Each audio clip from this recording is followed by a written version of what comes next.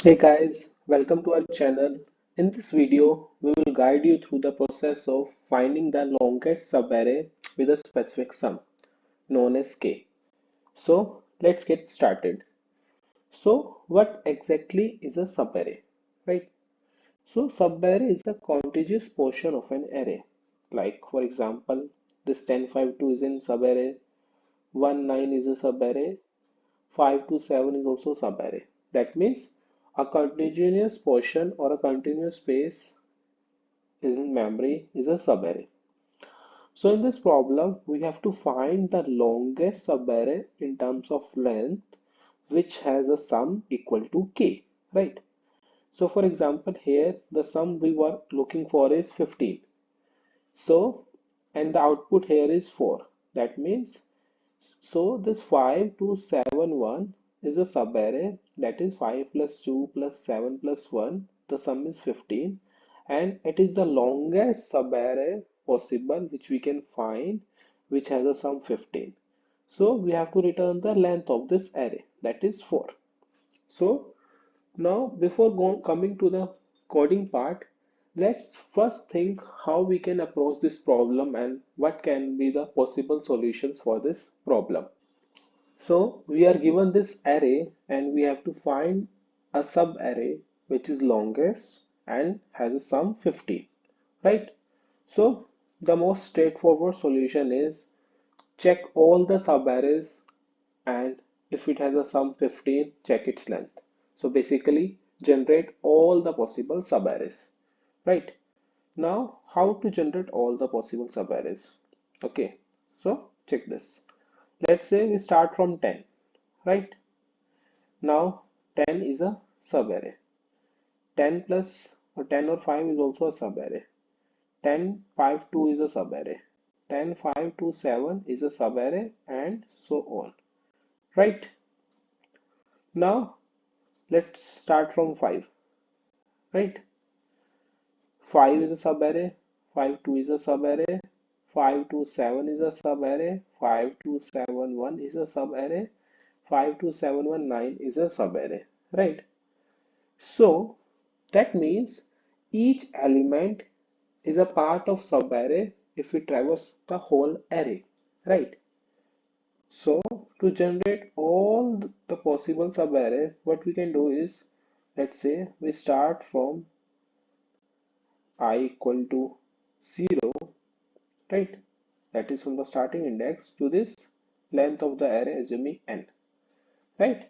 Now for each I, we want to traverse from, that is, let's say for each I, that is j equal to I, we want to traverse till the end of the array, right?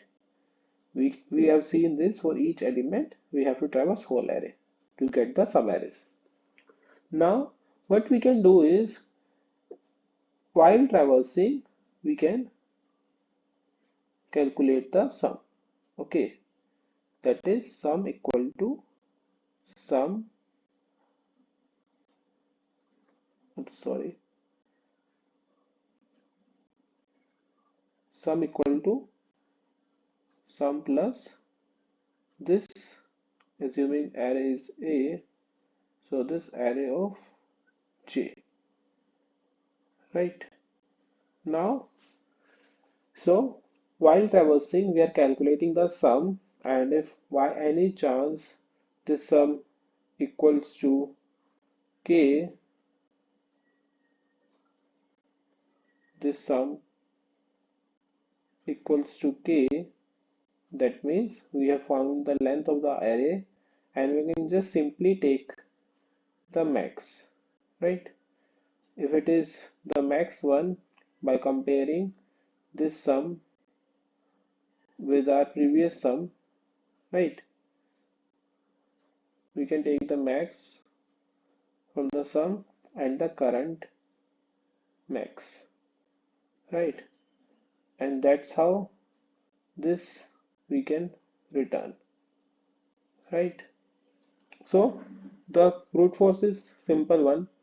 We have to just look through our array, generate all subarrays and calculate the sum, and then we can take the max, right?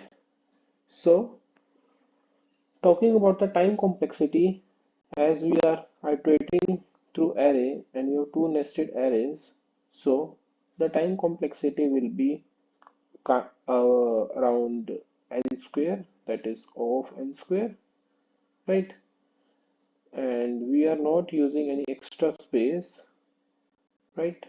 So the space complexity will be O of 1, right? So this is the broad force and the most straightforward solution. But nobody will be happier with you if you provide this solution, because any layman can give you the solution after generating all the subarrays. So now let's try to optimize it and see if we can have a better solution. Now, what we have done till now is, in our brute force approach, we are traversing through our array and generating the subarrays and keeps on increasing the sum. And if at any place the sum equals to the k, we are checking the length and then returning the max length, right? But we can think differently here now. In the previous approach, what we are trying to do is checking the future element and then summation of it and then checking the length, right? Now what we can do is we can look behind and check the previous element or the previous sum instead of the future element or the forward sum. So what I meant by this is, okay, try to understand through an example. Okay, let's say I have this array, okay, and at this point t, I am here and I have a sum till here, right? And assume this sum is 16. Okay, now I have a sum till t as 16 and I'm looking for a sum 4, right? That means to get 4, what I want is that previously there should be a point q, right, which has a sum 12, right? So that this q to t can have sum 4, right? So getting it, we are checking our current sum, that is 16, and based on the k, that is 4 what we have, we are subtracting this and then what we get is 12, and this 12 we are trying to search if at any point q did we get this 12 or not. If yes, then it means this sum 4 is possible and subarray is also possible, correct? So in this approach we will try to look behind. Okay, now as we are trying to check if previously we got any sum 12, it simply means we have done it lot of times now. Whenever we are trying to track of any occurrence of any element, remember this word occurrence, right? That means we have to maintain a hash table, correct? Now let's try to dry run this approach. So now let's say I try to dry run. Okay, so this 10 is here, the first element. Okay, now what I will do is I will maintain the sum. Okay, I need a sum variable and I need to check the max, right? I need to have the max, right? So, and here I will maintain a hash table. Okay, now this is uh, 10 and we are at index 0, so the sum will be 10, right?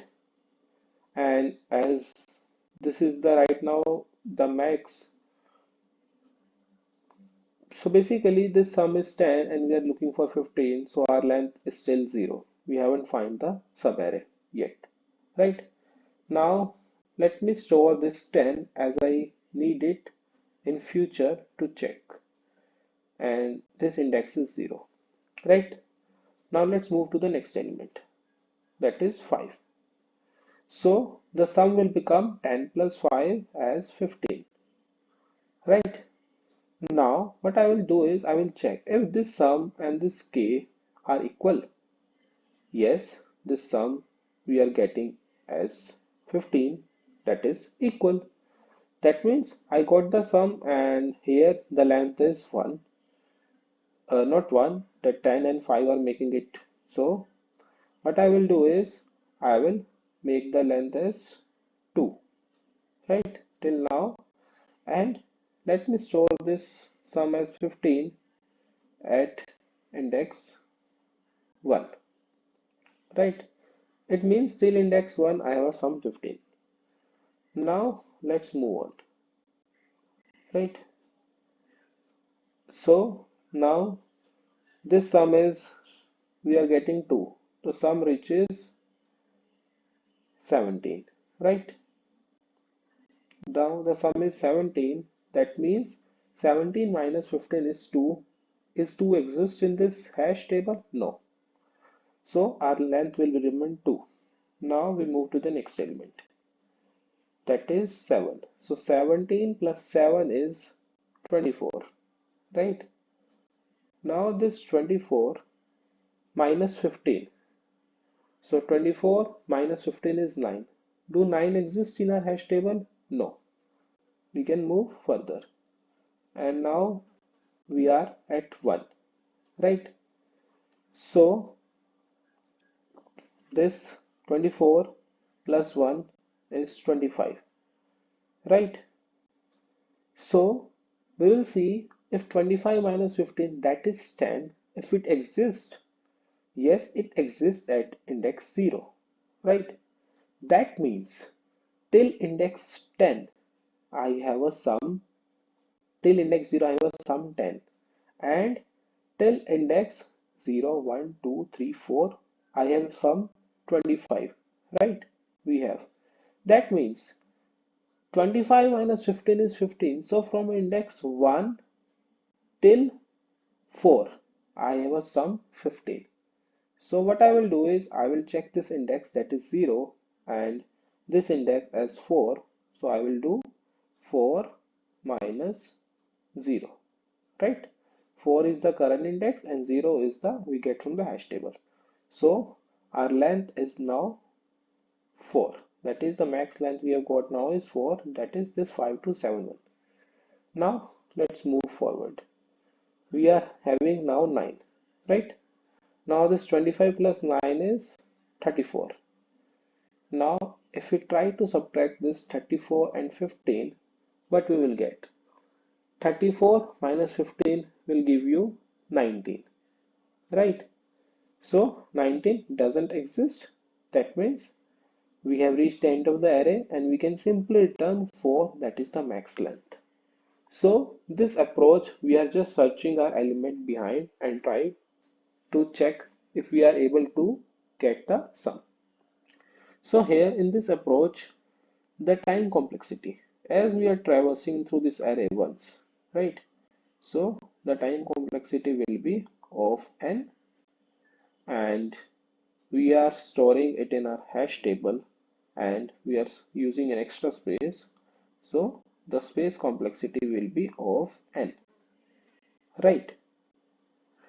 But now till here we are doing this, and this approach is fine for all the positive integers, right? But let's suppose we have an array with 0 or negative values. Let's say we have this 4, now this 0, now again this 0, now again this 5, right? Let's say we have this array and we have to find a sum which has 5, and that means k is equal to 5, right? Now this is, let's say, our question which has 0 or negative inside it. Now let's try to traverse this. So we are getting 4, right? First element, and that means the sum will be 4, right? And length will be, as of now, 0 because we are looking for 5, right?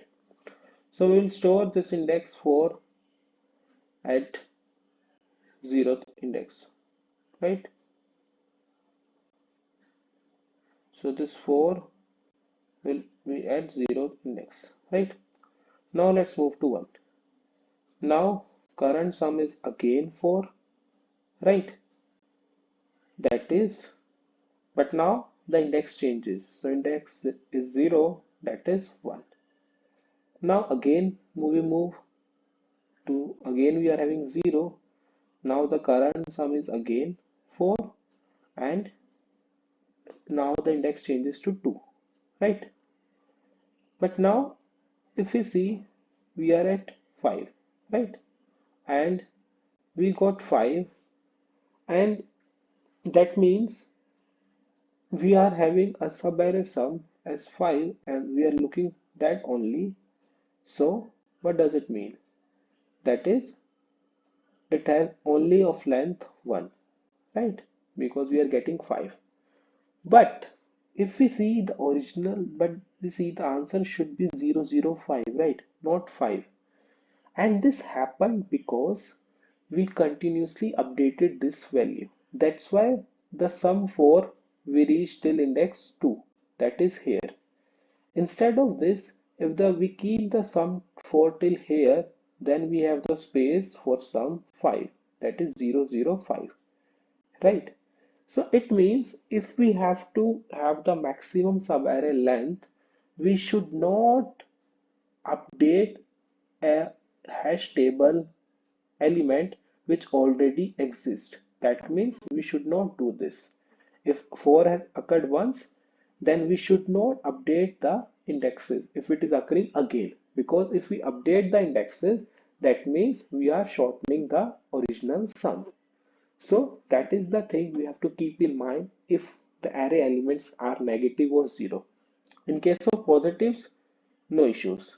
But in case of negatives or 0, there are chances that the sum will repeat again.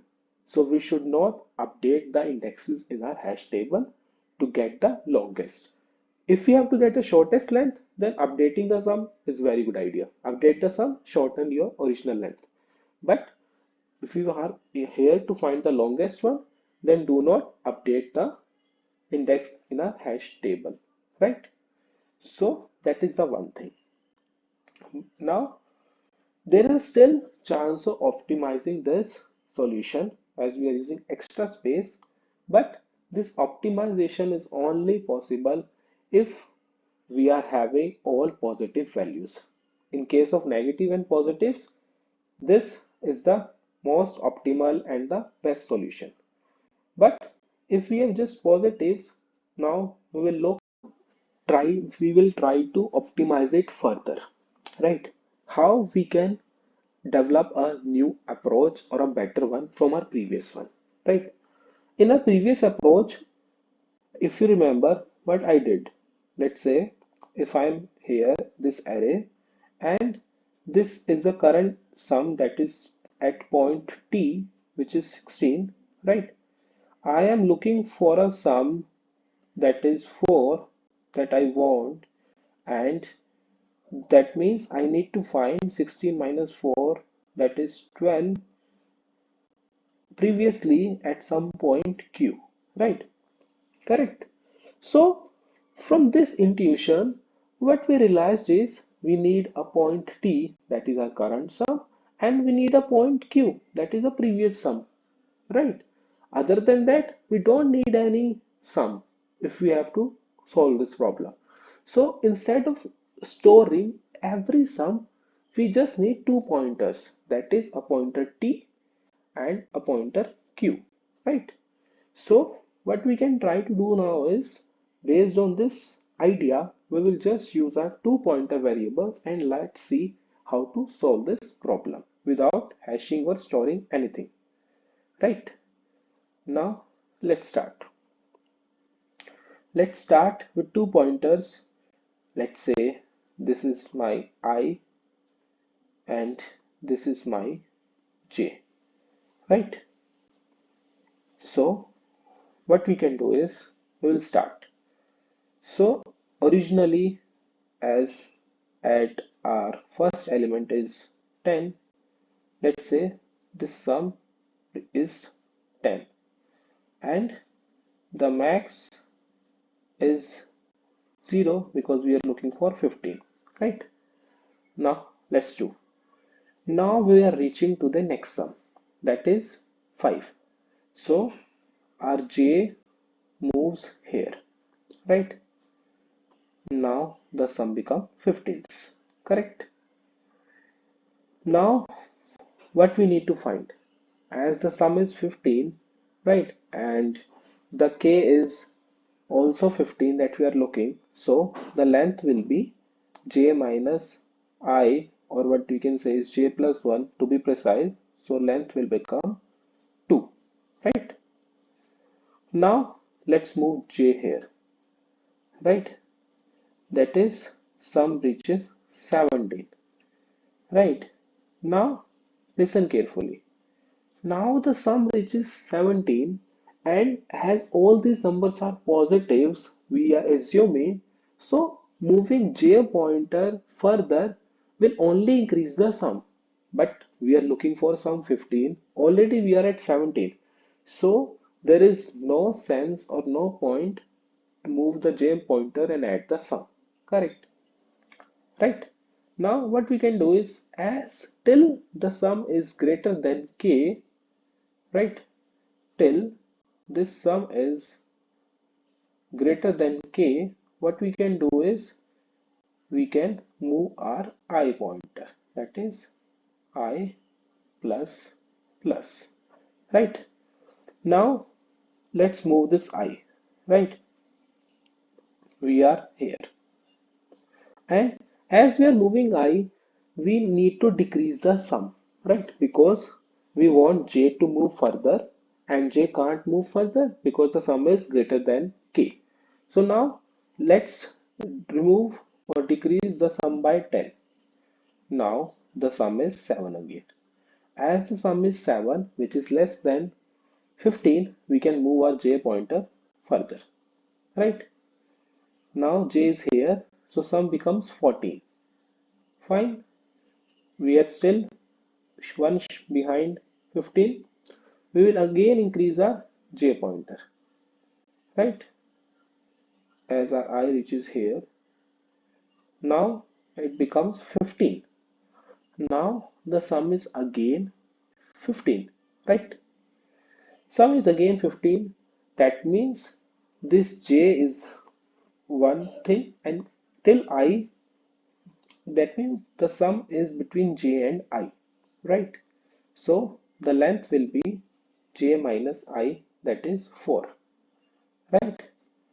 Now again we will go here.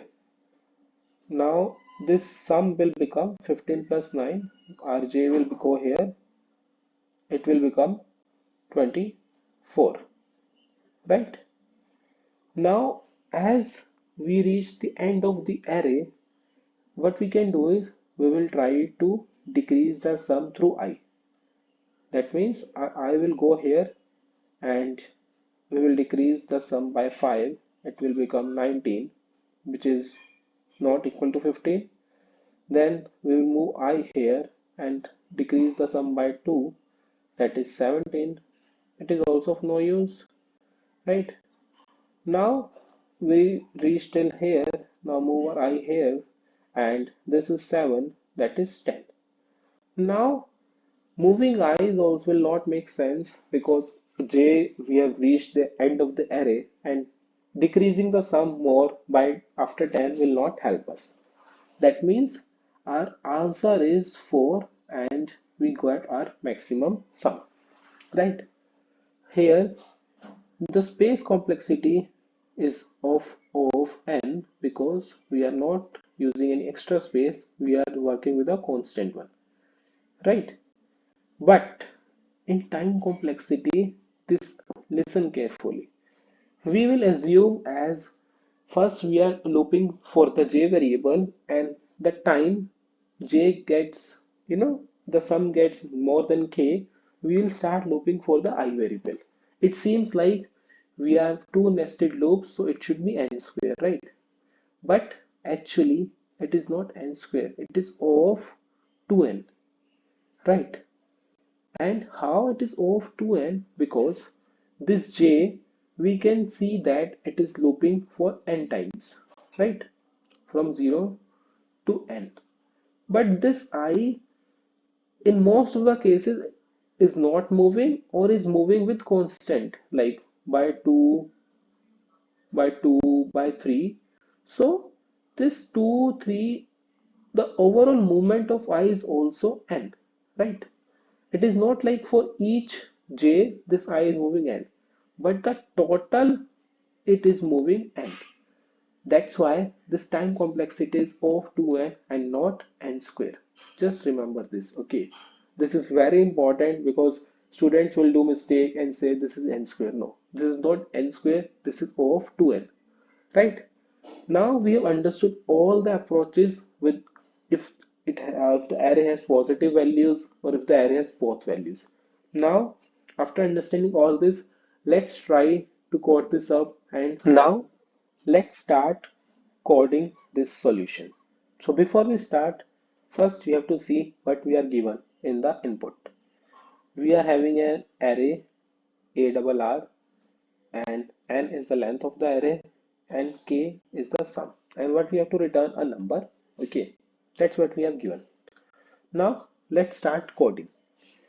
So we need a sum, we know that, and moreover if you just see in this example we have negatives also, right? That means if positive and negative are both there, that means we need to use a hashing approach. That is the best optimal solution, right? So what we can do is we can take a sum, and let me assume the length as 0 initially. And for hashing, let me create a hash object, and that's it. So what we need to do is first we need to traverse to our array, right? I less than n, I plus plus. Okay. Initially we need to sum our array, right? Let's sum this up, right? Now, if by chance, if this sum is equal to k, right, that means we need to check if this is the max length or not. That is map.max and length comma I plus 1, right? Now, first thing is we need to check is we have to store this in our hash object. So how we will check is if this sum doesn't exist, only then we are pushing. Remember, if there are negatives and we need the longest sum, we should not update the hash indexes. So that's why we are checking. If it not exists in a hash table or hash object, only then I will store this sum and its index, right? Now what we have to find, now we have to find the remaining sum. So this will be sum minus k, right? Our q point. So what I have to know, check is if this exists. That means if we are checking in a hash table if this remaining sum or a q point exists, right? Then we need to check the length again. That is taking the max of I minus hash obj rem and then previous length, right?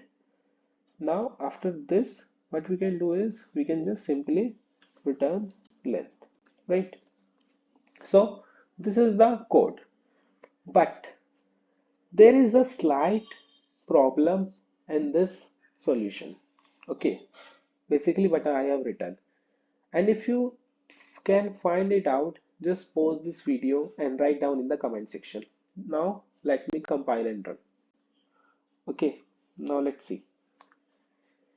Okay, this, okay, wait a second. Yeah, now I have used the custom input and you can see it failed, right? because there is a slight problem I have told you. Now, the most of the developers are, in a use or in a habit of using shortcuts. So, what I have done here is now I have used this kind of syntax. It simply means I am checking if this key is present, then I am doing it. Right, simple. But as we are storing indexes, then this key can have a value 0, right? Let's say if I'm storing the first index or the 0th index, then this hash object of remaining will give me 0. And this 0 is simply means false. Even we have key existing in this hash object, but this 0 will mean false. And if it means false, that means we will not run this if case, right? And why I'm telling you this, it's small issue. See the impact of this issue.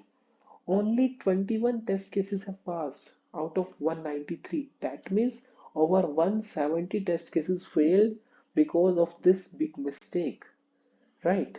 So how to get rid of it?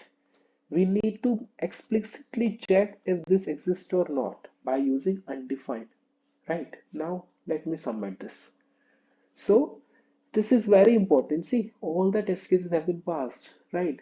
And that's why I'm telling you, do code also after having dry run, do the code also, because many people, almost 90% of people, I'm sure they will just use the previous syntax and not check explicitly. So if you guys still have any doubts or anything, then please write down in the comment section. I will help you out. And if you guys understood, then also write understood so I get to know that how many people are able to understand the solutions that we are giving.